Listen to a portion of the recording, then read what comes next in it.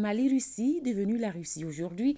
Il s'agit du stade Omnisport Modibo Keïta, un stade inauguré en 1967. Pendant des décennies, le stade Modibo Keïta a été le théâtre des événements sociopolitiques, culturels et sportifs de notre pays. À l'occasion de la célébration du 22 septembre, Ousmane Daou nous présente le stade Modibo Keïta, chargé d'histoire.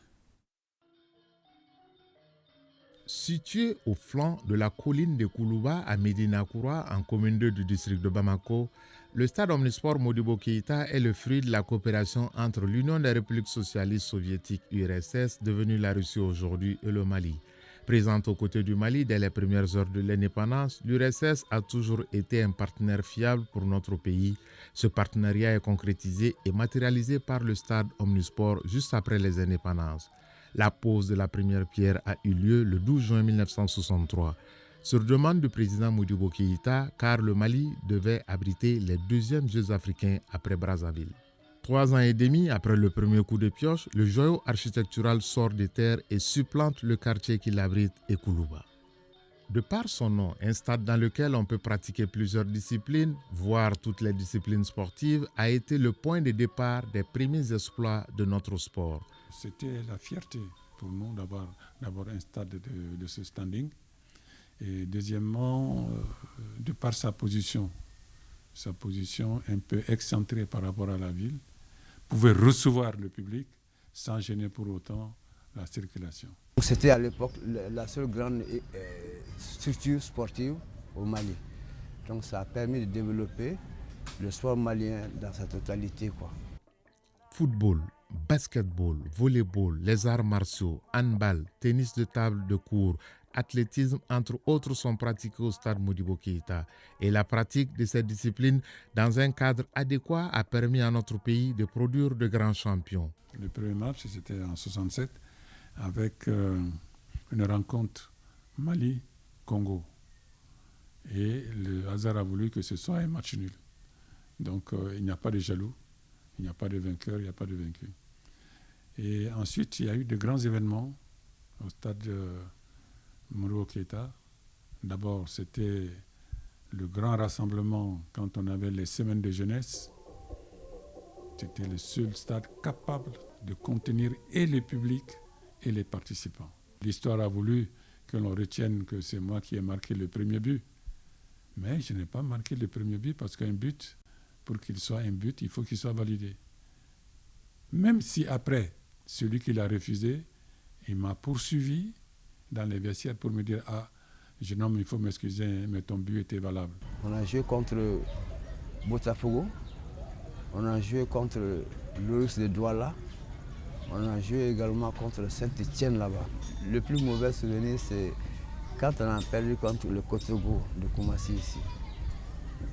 Et vraiment, on croyait pouvoir gagner contre Kotogo, mais malheureusement, ils nous ont marqué 2 très beaux buts. Véritable lieu de brassage d'union, le stade Omnisport n'a pas été que le théâtre des exploits sportifs. Il était l'endroit de tous les regroupements de grande envergure du pays dans les domaines socio-culturels et politiques. Tous les acteurs pratiquement du sport et de l'art, parce que les semaines regroupaient l'art en même temps que le sport sur ces stades. À la phase également, la piste était encendrée. C'était encendré. Donc, en tout cas, tout le monde s'y retrouvait. Même l'équipe nationale faisait l'internat en football au niveau du stade Modibo Keïta. Pendant une quarantaine d'années, le stade de Médina-Koura, ayant été au four et au moulin, va bénéficier d'un premier véritable coup de balai à la faveur de la CAN 2002 que le Mali a abrité. Les travaux vont toucher tout le stade qui verra sa capacité d'accueil augmenter de 25 000 places assises. À l'inauguration, il passera à 35 000 places assises. Les sportifs, les arbitres ont brillé dans leurs domaines respectifs avec toujours l'idée d'amener, de porter le Mali haut au firmament des nations qui comptent. De 1967 à nos jours, le stade Modibo Keïta a bénéficié de plusieurs rénovations dans l'optique de maintenir un niveau de performance de nos athlètes aux normes internationales. Depuis la Coupe d'Afrique des Nations en 2002, la plupart des grands rendez-vous politiques, sportifs, socio-culturels sont délocalisés au stade du 26 mars. Qu'à cela ne tienne, le stade Modibo Keïta est irremplaçable pour certains. Sans ce stade, on ne serait pas allé loin. Parce que tous les athlètes s'entraînaient là-bas. Les semaines nationales, les rencontres internationales étaient jouées en ce lieu-là. Il n'y avait pas d'autre stade. C'est à la CAN 2002 qu'on a fait le stade du 26 mars.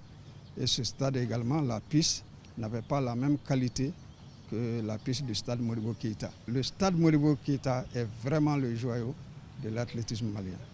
Le sport, d'une manière générale, est un tissu qui lie, qui consolide les relations. Mais je crois qu'il n'y a rien de changé à la coopération, dans le fond. Mais il y a le politique qui s'est greffé quelque part sur le sport. Et aujourd'hui, quand on veut parler de Russie, on voit plutôt les difficultés politiques qui existent entre les pays. Et c'est malheureux. Depuis quelques mois, de nouveaux travaux de construction sont en cours pour relooker encore une fois l'enceinte, qu'il soit artiste, sportif, personnalité du pays. Le stade Omnisport Modibo Keïta les a portés, supportés, soutenus à travers les semaines nationales, les biennales artistiques et culturelles, les concerts, les rencontres sportives, comme pour dire qu'une partie de l'histoire sportive socio-culturelle du Mali s'y trouve. Après 63 ans d'indépendance, on est en droit de se poser une question: qu'allait devenir le sport malien sans le stade Omnisport Modibo Keïta?